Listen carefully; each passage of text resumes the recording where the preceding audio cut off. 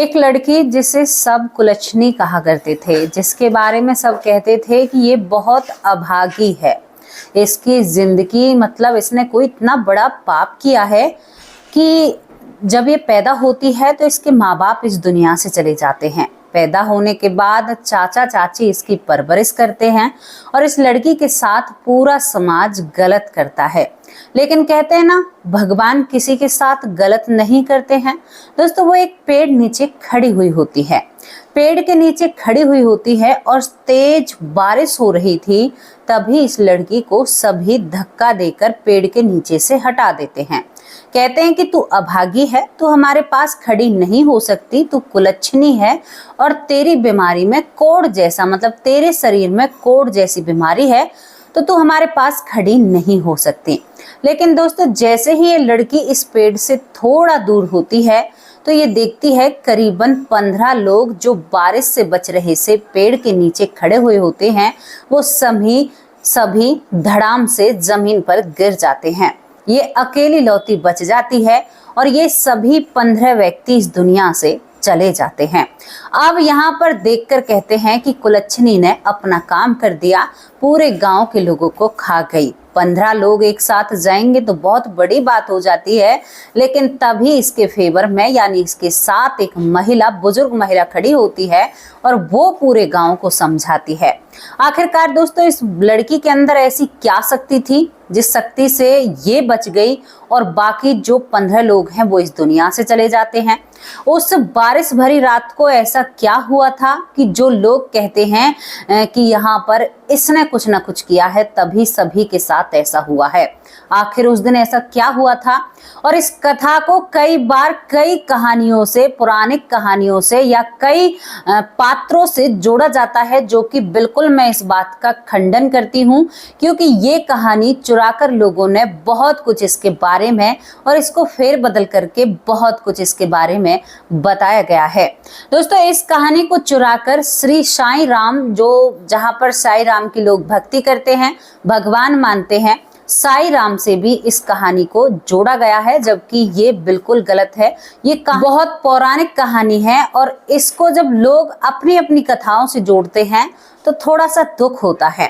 तो क्या आप इस घटना को सुनने के लिए तैयार हो? इस घटना के बारे में जानने के लिए तैयार हो? शायद मैं मानती हूँ कि हर किसी ने अपने माँ बाप से बचपन में इस घटना के बारे में जो जिक्र होता है वो जरूर अपने माँ बाप से सुना होगा और इस कहानी के पूरे पात्रों को जाना होगा और इसको बहुत तह तक जाना होगा। दोस्तों, यहाँ पर मैं क्यों ऐसा कह रही हूँ? क्योंकि जब इस घटना को सुनते हैं ना, तो परमात्मा की एक असीम कृपा के बारे में पता चलता है। जब इस पूरी घटना को सुनते हैं तो हमें भगवान दरसते हैं, यानी भगवान के बारे में समझ आता है कि भगवान भी कोई चीज है। देखो, ये धरती पर जो जीव रेंग रहे हैं, इंसान भी रेंग ही रहे हैं, तो इनके कहने ना कहने से कोई फर्क नहीं पड़ता। जब तक आप उसकी नजरों में साफ हो, आप बिल्कुल साफ हो। तो क्या आप इस घटना को सुनने के लिए तैयार हैं? जो साईं बाबा की एक सीरियल आता था, उस सीरियल से भी, सोनी पर भी आता था, उसमें भी जोड़ा गया है और आपको ये सीरियल बहुत अच्छे से याद आ जाएगा। और इस कहानी को महाराष्ट्र की कहानी दर्शाते हुए सीरियल के जो निर्माता होते हैं, उन्होंने साईं बाबा की जिंदगी से जोड़ दिया, जबकि बिल्कुल ये झूठ है। इसका मैं खंडन करती हूँ, क्योंकि ये कहानी वहां की नहीं है। ये कहानी ब्रज की है। लक 84 कोस परिक्रमा में जो ब्रज आता है, उस ब्रज के एक गांव की ये घटना है, जो आधा यूपी आधा हरियाणा, बहुत से राज्यों से होकर लक 84 कोस की परिक्रमा, जो अब 13 मासिया चलेगा, इसमें जो परिक्रमा चलेगी, जो गांव उसमें आएंगे, उस गांव से ये एक घटना होती है। घटना एक गौरी नाम की लड़की की होती है। दोस्तों, गौरी के माँ बाप बहुत अच्छे होते हैं, गांव में सभी की मदद करते हैं, सभी का ख्याल रखते हैं और सभी का ध्यान भी रखते हैं। गौरी की माँ गर्भवती होती है। बहुत पुरानी कहानी है, बहुत ही पुरानी घटना है। यहाँ पर मुगलों के काल से भी पहले ये घटना है, जिसे शायद साईं बाबा से जोड़ा गया है।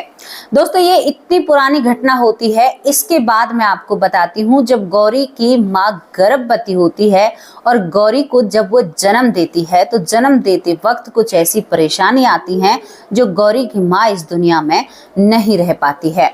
गौरी के शरीर पर एक बीमारी थी, बीमारी जिसे आज हम सफेद दाग बोलते हैं या उसे कुछ और भी कहकर बुलाते हैं। गर्भर्री सबकी अपनी वाणी में अपने हिसाब से इस बीमारी को बुलाया जाता है।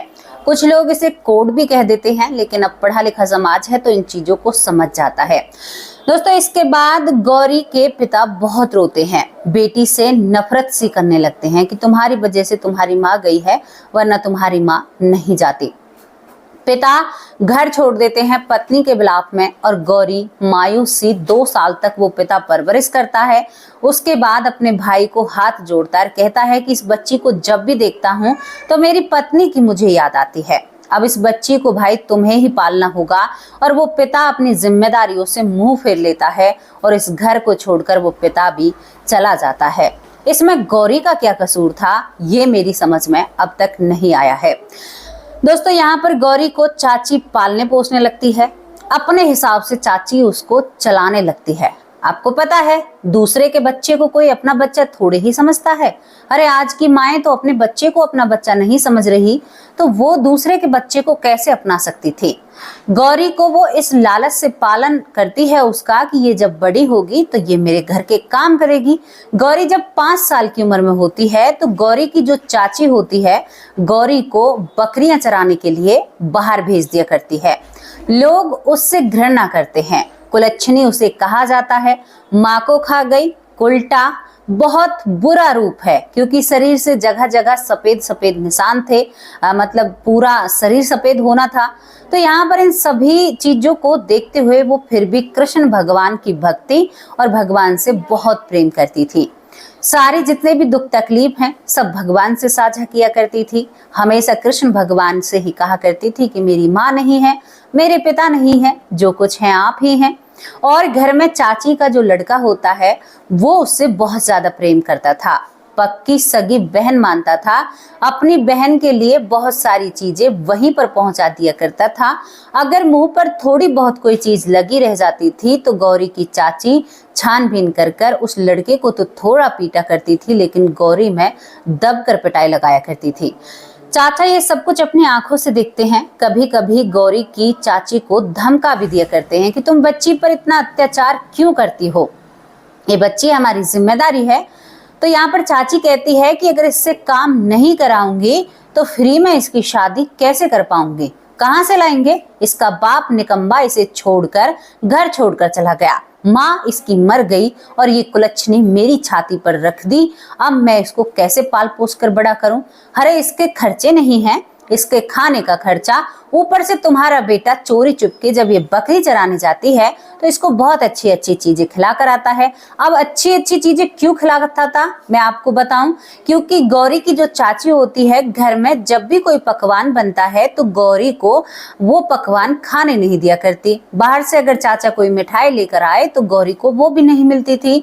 चाचा का लड़का उन सभी चीजों में से बचाकर गौरी के लिए रखा करता। जब वो बकरियां चराने के लिए जाया करती थी तो वहां पर उसे जाकर उन चीजों को खिला दिया करता, लेकिन कोई ना कोई इन बातों को घर आकर बता ही दिया करता और इन दोनों बच्चों में पिटाई लगती है। लेकिन एक तरफ देखिए कि भगवान कितना उसे कहीं से सहारा मिल रहा था। धीरे धीरे गौरी बड़ी हो जाती है, गौरी 13 साल की हो जाती है। जब उसका मासिक धर्म आता है तो यहाँ पर चाची को चिंता सताने लगती है। अब चाची उस पर प्रताड़नाएं बढ़ाने लगती है, यानी मारना पीटना, घर से बाहर रखती है, घर के काम, सुबह के काम। अब यहाँ पर गौरी एक दिन बकरी चराने के लिए जंगल में वो बचपन से ही जा रही थी, वो हर एक पग को समझती है। दोस्तों, दिन के वक्त बहुत घोर अंधेरा होता है, आसमान में काले पीले बादल छाते हैं। अब पीले बादल पर आप कहोगे कि पीले भी कभी बादल होते हैं, लेकिन जब बिजली चमकती है तो वो बादल पीले ही माने जाते हैं। काले बादल, घोर अंधेरा, दिन के वक्त रात की तरह महसूस होने लगता है। जंगल में 10-15 लोग यानी खेतों पर काम कर रहे थे। वहां पर एक बहुत बड़ा पेड़ होता है। उस पेड़ की छाया में सभी आकर खड़े हो जाते हैं और डरने लगते हैं कि हे परमात्मा, हे कृष्ण मुरारी, हम तुम्हारी ब्रज भूमि में हैं और ये क्या हो रहा है। यहाँ पर तो बहुत ज्यादा इस भयानक दृश्य को देखकर या इस ऐसे मौसम को देखकर डर लग रहा है। कभी कभी हम भी देखते हैं जब अंधेरा दिन के वक्त हो जाता है तो थोड़ी सी घबराहट हमें भी होने लगती है। इन सब में गौरी भी शामिल थी। अब गौरी भी उनके साथ अपनी बकरियों को लेकर खड़ी हो जाती है। तेज तूफान और बारिश आने लगता है। दोस्तों, बादल गरजने लगता है, मानो ये बिजली आज किसी पर पड़ेगी। बिजली एकदम से दीवार की तरह जैसे जमीन में खड़ी हो जाती है। अब यहाँ पर कई बुजुर्ग होते हैं, वो कहते हैं बिजली होती है ये किसी को लेने के लिए आई है, क्योंकि उस समय लोग काफी समझदार और भगवान को मानने वाले थे, ऐसी चीजों पर ज्यादा विश्वास करते हैं। दोस्तों, गौरी भगवान को मन मन में याद करने लगती है। क्यों याद करने लगती है? गौरी को पता था कि मुझे सब अभागी कहते हैं और ये लोग मेरे साथ ही कुछ ना कुछ करेंगे। गौरी को अनुभव हो जाता है, आभास हो जाता है, लेकिन गौरी भगवान को जपती है, श्री कृष्ण आप ही हो, जैसा आप करोगे ऐसा ही तो होगा। अब यहाँ पर ये सभी लोग चिंतित हो उठते हैं, क्योंकि करीबन 10 मिनट से वो सब कुछ ये देख रहे थे जो इन लोगों ने अपनी जिंदगी में कभी नहीं देखा था। दोस्तों, क्या देख रहे थे? आसमान से जो बिजली होती है एकदम तार की तरह जमीन पर खड़ी हो जाती है और इस पेड़ के पास खड़ी हो जाती है। अब जब सबको समझ में आता है कि भाई ये बिजली जो पेड़ पर है ये पेड़ पर गिरेगी और कोई ऐसा इंसान है जिस पर ये गिरने वाली है, अब वो इंसान कौन है ये समझ में नहीं आ रहा। अब यहाँ पर यही कानाफूसी होने लगती है, तो सभी कहते हैं कि गौरी कुलच्छनी है, लेकिन बुजुर्गों को गौरी पर दया आती है। वो कहते हैं कि नहीं नहीं, बच्ची के साथ ऐसा नहीं किया जा सकता, गौरी ही की कुलच्छनी है। यहाँ पर सब हैं, क्योंकि इंसान कभी कभी अपनी इंसानियत दिखा देता है। अब यहाँ पर क्या होता है कि सब लोग कहते हैं कि सबका एक साथ मरना ठीक नहीं है, एक काम करो, एक एक कर कर सभी बारी बारी से इस पेड़ से दूर खड़े हो जाओ, जिस पर भी ये गिरने वाली होगी उस पर गिर जाएगी, बाकी लोग बच जाएंगे। अब कोई जाने के लिए तैयार नहीं होता, उस पेड़ के नीचे से कोई जाने के लिए तैयार नहीं होता। तभी गौरी कहती है कि जाना तो पड़ेगा, सभी को जाना पड़ेगा। दोस्तों, यहाँ पर धीरे धीरे सभी लोग एक एक कर कर बाहर खड़े होते हैं पेड़ से। जब उन पर बिजली नहीं गिरती है तो बड़ी खुशी मनाते हैं। धीरे धीरे सब जा चुके थे, लेकिन गौरी सबसे आखिर में रह जाती है। अब वहां पर बात बनती है कि गौरी जो है वो कुलच्छनी है, वो पैदा होते ही माँ को खा गई, पिता छोड़कर चला गया, इसको कोढ़ की बीमारी है, चाची के ऊपर जिम्मेदारी है। ये सारी बातें इन लोगों के सामने आती है। गौरी बातों को सुनकर बहुत ही ज्यादा भावुक हो जाती है और आज मन में सोचती है कि परमात्मा, अगर तू मुझे लेने के लिए आया है तो इस तरह से, मतलब मेरी आखिरी सांसें भी ताहनों से जाएंगी क्या? और वो गुस्से में आती है और अपनी बकरियों को इशारा करती है, उन सभी को पेड़ से नीचे निकालकर और आप बाहर जाकर खड़ी हो जाती है और कहती है कि करो अपनी मनमानी और मेरे ऊपर अब तुम्हें बिजली गिरानी होगी। उसकी आंखों में आंसू होते हैं और दोस्तों तभी एक जोरदार धमाका होता है और उस पेड़ पर बिजली गिरती है। बिजली इतनी तेज गिरती है कि उस पेड़ के नीचे 15 इंसान खड़े थे जो बारी बारी से बाहर निकलकर खड़े हुए थे, लेकिन एक को भी बिजली नहीं छोड़ती है। 15 की 15 इंसान ऐसे जल भुन जाते हैं कि मानो उनकी शक्लें भी पहचान में नहीं आती हैं और पेड़ 3 हिस्सों में बट जाता है। एक बहुत बड़ा पेड़, और गौरी देखकर चीख उठती है, चिल्ला उठती है कि ये सब कुछ क्या हुआ। और यहाँ पर गांव के लोग इकट्ठा होना शुरू हो जाते हैं। दोस्तों, जब दृश्य देखते हैं तो गौरी पूरी कथा सभी के सामने रखती है कि यहाँ पर क्या हुआ। तो यहाँ पर सभी लोग कहते हैं कि तुम्हारी वजह से हुआ है, तुम पर गिरने वाली थी लेकिन इन पर गिर गए, तू कुलच्छनी है, तेरी वजह से ही ये सब कुछ हुआ है। तभी गांव के 4-5 समझदार लोग कहते हैं कि नहीं, गौरी की वजह से ये सभी लोग बचे हुए पेड़ के नीचे खड़े थे और गौरी जैसे ही पेड़ के नीचे से हटती है तो इनका जो दायरा था वो खत्म हो गया, क्योंकि गौरी को आज नहीं जाना था। शायद वो भगवान के ज्यादा नजदीक है और इन सभी लोगों को आज जाना था। अगर गौरी यहाँ से नहीं हटती तो ये होनी आज टल जाती। लेकिन दोस्तों, कहते हैं ना कि होनी कभी नहीं टलती है, होनी को कोई टाल ही नहीं सकता।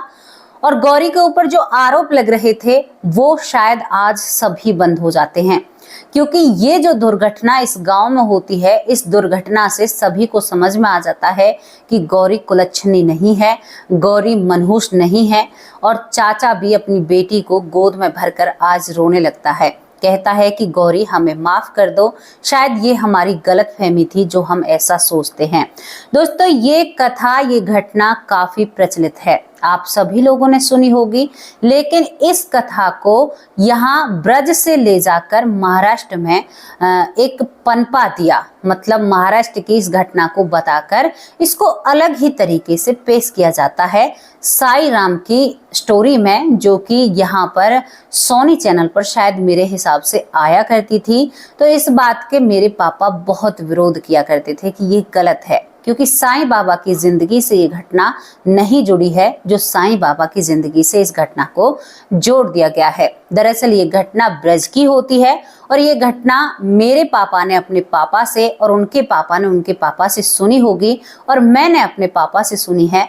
ये बहुत ही पुरानी, प्राचीन, मुगल काल से भी पहली घटना है, तो इस पर तो कोई संदेह बनता ही नहीं है। इसमें साईं बाबा इस लड़की का फेवर लेते हैं। साईं बाबा में शायद इसको लड़का भी दिखाया जाता है, मुझे पक्का ध्यान नहीं है, लेकिन ये बात साईं बाबा कथा में जरूर आती है, ये मुझे पक्का याद है। लेकिन मेरी समझ में ये नहीं आता कि हमारी जो कथाएं या घटनाएं होती हैं उन्हें उलट फेर कर कर, तोड़ मड़ोड़ कर ऐसे क्यों पेश किया जाता है। जब साईं काल से ये घटना जुड़ी नहीं थी तो फिर साईं की कथा में इस घटना का क्यों विवरण किया गया, क्यों किया गया ऐसा, मेरी समझ से परे है। क्यों ऐसा किया जाता है? बॉलीवुड हमारी जो वीरांगनाएं हैं उनको तोड़ मरोड़ कर एक कहानी के रूप में और एक कहते हैं ना कि एक फिल्म के रूप में दिखाते हैं। समाज फिर उसी, जो हमारे बच्चे हैं, हमारी जनरेशन है, उसी सच्चाई को एक्सेप्ट करते हैं। आपने देखा नहीं है कितनी सारी चीजों में कितना कुछ किया गया है। अच्छा चलिए मैं आपको इसी बात पर एक जिक्र करते हैं, क्योंकि हम अगर हर रोज एक टॉपिक पर बात करेंगे तो कुछ ना कुछ हमारे अंदर सुधार जरूर आएगा। यहाँ पर ये मत कहिएगा कि आप वीडियो को लंबा बनाते हैं। मैं आप लोगों से पूछना चाहती हूँ, भारत में जितने भी ऐड बनते हैं दुल्हन को भागते हुए ही क्यों दिखाया जाता है? कौन सी संस्कृति में और कौन से हमारे घर में ऐसा था कि दुल्हनें भागती थी? उसके बाद जब ये ऐड देखे जाते हैं, सूटकेस का ऐड हो तो दुल्हन उसमें कपड़े पैक करती है और फिर छत से होते हुए किसी लड़के के साथ बाइक पर बैठकर फरार हो जाती है। पूरे बाराती इंतजार करते हैं, सूटकेस को ऊपर से नीचे फेंकती है तो वो टूटता नहीं है, मतलब सूटकेस की पूरी गारंटी है, लेकिन हमारे समाज की जो पवित्रता है उसकी कोई गारंटी नहीं है। भाई आपका सूटकेस दमदार है, लेकिन हमारे समाज की जो दुल्हनें हैं या हिंदू या संस्कृत सनातन धर्म की जो दुल्हन हैं वो इसी तरह से भागती हैं। आज तक किसी बुरखे वाली को क्यों नहीं दिखाया कि वो सूटकेस लेकर भागती है और सूटकेस टूटता नहीं है? सोचिए आप कहां पर प्रहार किया जा रहा है। दूसरी चीज मैं आपको बताऊं, एक मूवी आती है दिलवाले दुल्हनिया ले जाएंगे। हर कहानी का एक ही मेन हिस्सा होता है। मेन हिस्सा क्या होता है? हमारे भारत की बेटियों को क्या दिखाया जाता है? आपने कभी सोचा है? उन फिल्मों को हमने ही सुपर डुपर हिट कराया है जिन फिल्मों में हमारी जो परंपराएं हैं उन्हें बिल्कुल ही समाप्त कर दिया है, उनके ऊपर इतनी बड़ी आहत की है। उन कहानियों को या उन फिल्मों को हमने बहुत ही पॉपुलर करा दिया और उन्हें बिल्कुल सबसे ऐसी हाई लिस्ट में कराया है कि आज तक भी वो सबसे नंबर 1 बनी हुई हैं। अब इसी कहानी को ले लीजिए, दिलवाले दुल्हनिया ले जाएंगे। इसमें क्या दिखाया जाता है? एक आवारा सा लड़का जो पढ़ने में बिल्कुल होशियार नहीं है, आवारागिर्दी करता है। वो लड़का प्यार करने में बड़ा सक्षम है और प्यार बखूबी करता है और प्यार बहुत अच्छे से करता है। लड़की पटाना उसे बहुत अच्छे से आता है और लड़की पटाने के चक्कर में वो यहाँ पर दुल्हन की माँ से, दुल्हन के पिता से भी भिड़ जाता है। अब यहाँ पर इसी चीज को देखकर हमारी जो जनरेशन है वो ऐसे ही लड़के को चुनती हैं जो हमारी बेटियां हैं, जो बिल्कुल आवारा किस्म के हों, लोफर किस्म के हों, जिनकी जुल्फियां निकली हुई हों, जो शायद उनके पिता से बदतमीजी से बात कर सके।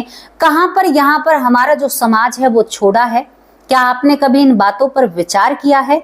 क्या कभी सोचा है कि हमारे साथ क्या हुआ? यहाँ पर दोस्तों इतना तोड़ा जाता है, स्टोरी में इतना तोड़ा जाता है, हमारे परंपराओं को कि मैं आपसे क्या कहूं किस हद तक तोड़ा गया है।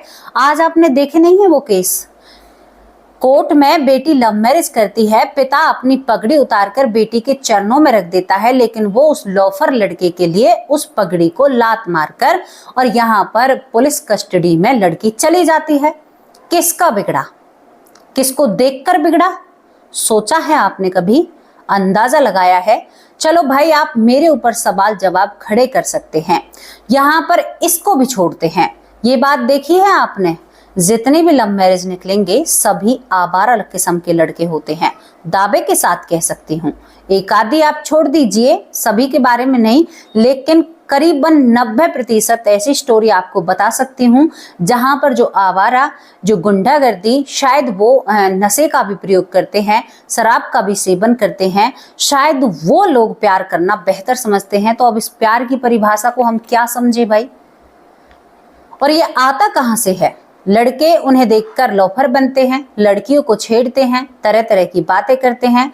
कुछ लोग तो यहाँ तक आकर कहते हैं कि जितनी तुम्हारी जिंदगी की उम्र नहीं है उतनी तो मेरी गर्लफ्रेंड बनी हुई है। क्या लड़कियां इतनी ज्यादा ऐसा हो चुका है हमारी बेटियों का हाल कि लोग उनके नाम को इस तरह से यूज करते हैं? बहुत दुख की बात है। संभाल लो अगर संभाला जाए तो।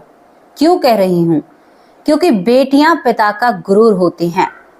बड़ी मेहनत लगती है बेटियों को पालने में, क्योंकि बेटे तो हमारे चलते फिरते बड़े हो जाते हैं। बेटियां घर की इज्जत होती हैं, बेटियां उस पिता की पगड़ी होती हैं जो पिता बाहर जाकर ये कहता है कि मेरा स्वाभिमान मेरी बेटी है। अगर बेटी एक गलत कदम उठाए तो पिता का सर शर्म से झुक जाता है। क्यों झुक जाता है? क्योंकि जो पिता अपनी बेटी के ऊपर हुकार भरा करता था, आज उसकी बेटी ने उसकी पगड़ी को लात मारी है भरे समाज के सामने। कोई अगर थोड़ी सी अपनी ही बातें कर रहा होगा ना, और जिसकी बेटी ने गलत किया है वो व्यक्ति वहां से गुजर रहा होगा ना, तो पता है उस पिता को क्या लगेगा कि ये मेरे बारे में बात कर रहे हैं। यहां तक कि हमारा समाज, जिसे हम अपना समाज कहते हैं, जिसे हम अपना कहते हैं, आज से ही अपने नियम बना लीजिए। जिनकी बेटियां गलत करती हैं ना, उनके माँ बापों को कोसना बंद कर दीजिए।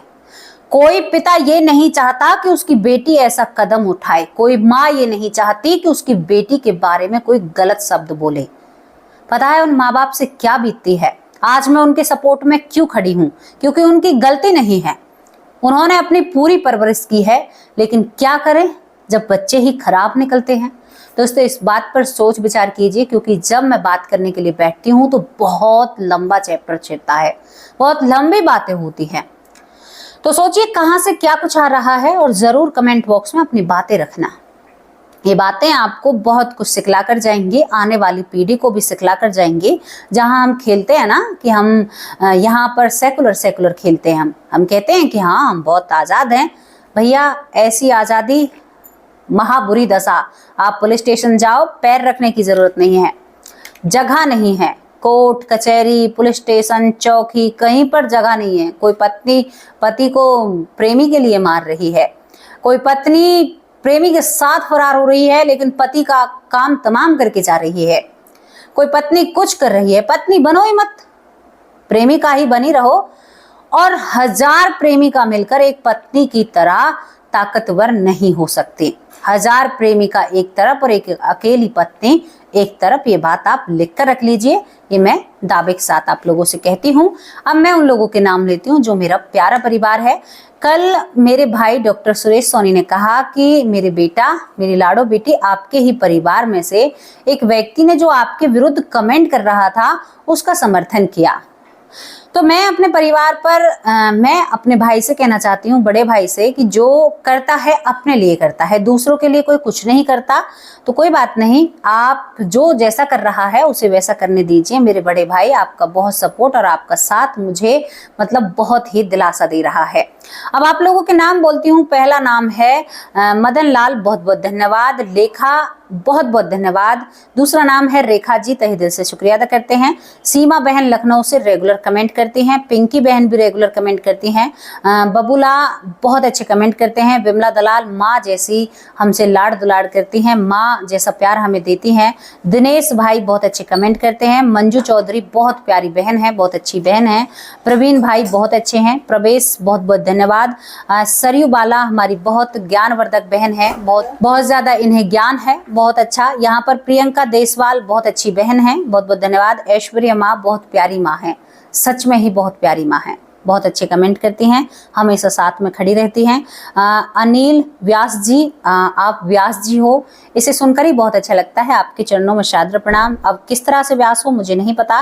रामायण कुशवाहा, बेटी लाडो, बिटिया रानी कहते हैं। बबीता सिंह दिल्ली से बहुत अच्छे कमेंट करती हैं। सीता मौर्य बहुत बहुत धन्यवाद। नीलेश विश्वकर्मा बहुत बहुत धन्यवाद। कमल सीमा अरोरा दिल्ली से बहुत बहुत धन्यवाद, बहुत अच्छे कमेंट होते हैं। यूपी बरेली से रुचि मल्होत्रा बहुत बहुत धन्यवाद। पूनम चंद बहुत बहुत धन्यवाद।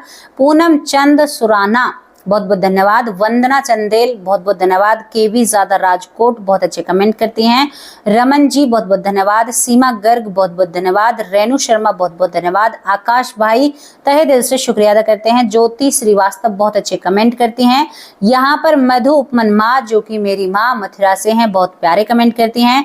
नीता कुंतल वो भी मथुरा से हैं और वो भी बहुत अच्छे कमेंट करती हैं। संजय गुप्ता बहुत बहुत धन्यवाद। कल्पना श्रीवास्तव बहुत बहुत धन्यवाद। खम्मा घनी इनकी आईडी का नाम है। सुरेंद्र पाल कौर बहुत प्यारी बहन है, बहुत अच्छे कमेंट करती हैं। आशा गुप्ता बहुत प्यारे कमेंट करती हैं। ईशा ब्रह्मा बहुत बहुत धन्यवाद। अर्चना दुबे तहे दिल से शुक्रिया अदा करते हैं।